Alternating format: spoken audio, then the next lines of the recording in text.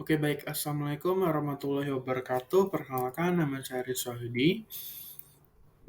Jadi di video kali ini saya membuat video presentasi dengan tujuan untuk memenuhi nilai akhir ujian semester mata kuliah Sistem Operasi yang dibimbing oleh Bapak Muh Ikhwan Saputra. Jadi yang pertama itu soalnya apa itu sistem operasi. Jadi sistem operasi atau biasa disingkat dengan OS adalah sebuah perangkat lunak sistem yang mengatur sumber daya dari perangkat keras dan perangkat lunak, atau dia menghubungkan perangkat keras dan perangkat lunak serta sebagai daemon untuk program komputer. Tanpa sistem operasi, pengguna tidak akan dapat menjalankan program aplikasi pada komputer kecuali program booting. Oke. Jadi di sistem operasi juga ada beberapa jenis. Yang pertama ada open source dan closed source.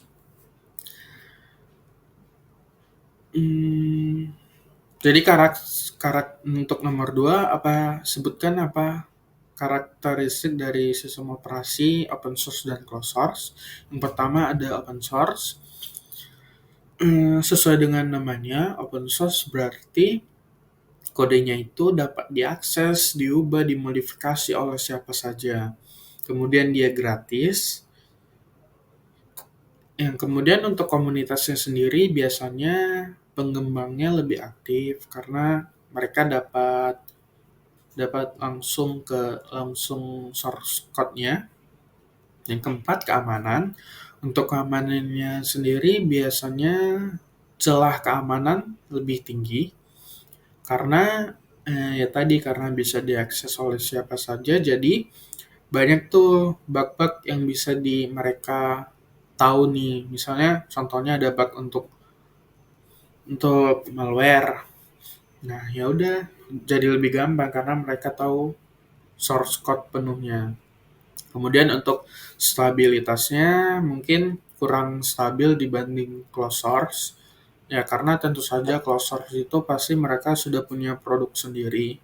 Jadi lebih gampang untuk membuat sebuah environment pengembangnya. Kemudian untuk closed source, untuk open source biasanya kita contoh OS yang menggunakan open source itu seperti Linux, Ubuntu, gitu. Kemudian kita masuk ke closed source. Itu berarti tertutup, source code-nya tidak dapat diakses dan diubah oleh publik, hanya developernya sendiri yang bisa mengubahnya.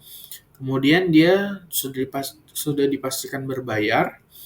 Jadi jika kita ingin menggunakannya, kita harus membeli lisensinya dulu.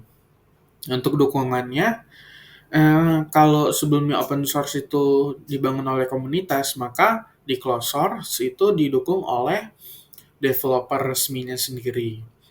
Untuk keamanan, potensi celahnya lebih rendah.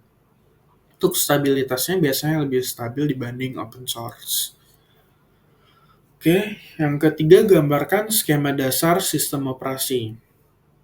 Jadi, skema yang pertama itu ada CPU, Central Processing Unit. Biasanya untuk orang awam bisa kita sebut sebagai otaknya komputer, karena CPU yang akan menjalankan semua instruksi dari pengguna. Kemudian ada memori, menyimpan data dan instruksi yang sedang diproses. Kemudian ada perangkat input, alat untuk memasukkan data ke komputer seperti keyboard, mouse, dan scanner. Kemudian ada output, alat untuk menampilkan hasil pemrosesan data. Biasanya seperti monitor, printer, dan speaker. Kemudian ada perangkat penyimpanan, menyimpan data secara permanen seperti hard disk, SSD, dan flash drive. Oke, kemudian jelaskan perangkat input, output, proses, dan output memori berserta perangkatnya.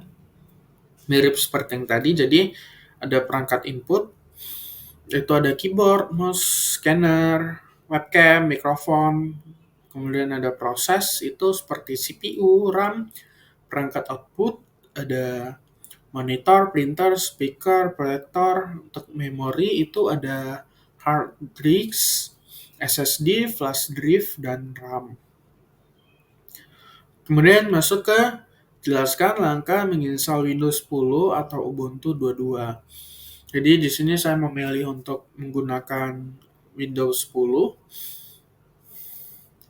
Yang pertama kita membutuhkan flash disk, kemudian ada file ISO Windows 10.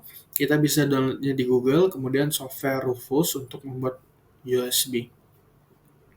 Oke, yang pertama mungkin kita bisa coba untuk cari tahu apa sih itu Rufus.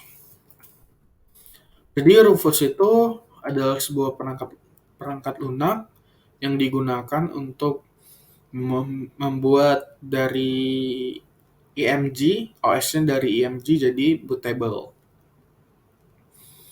Kemudian kita bisa reset laptop kita masuk ke settingan BIOS, kita bisa ngubah tuh yang awalnya dari hard disk, kita bisa pilih boot dari flash disk.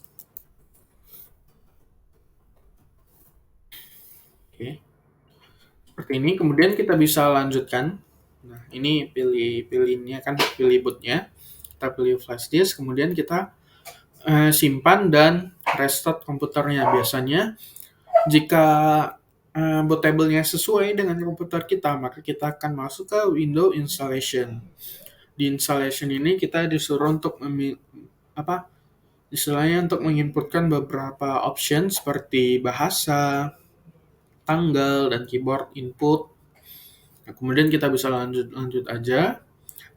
Nanti selanjutnya jika sudah, maka kita akan disuruh untuk memiliki partisi. Jadi partisi ini di mana sih sistem si kita itu diinstal. Nah, kita bisa membuat baru atau menghapus, menambahkan di sini. Kemudian jika sudah, maka proses instalasi sudah selesai. Maka kita tinggal tunggu aja. Biasa sih udah selesai ya, tapi di sini saya memiliki beberapa catatan. Yang pertama itu pastikan dulu untuk membackup data kita. Ya, daripada hilang kan. Kemudian waktu kita mendownload Windows, pastikan OS-nya itu sesuai dengan laptop kita. Contohnya kan ada yang 32 bit, ada 64 bit. Nah, itu kita harus sesuaikan karena kalau error ya kita harus install ulang lagi. Mungkin cukup sampai di sini video yang telah saya buat. Assalamualaikum warahmatullahi wabarakatuh.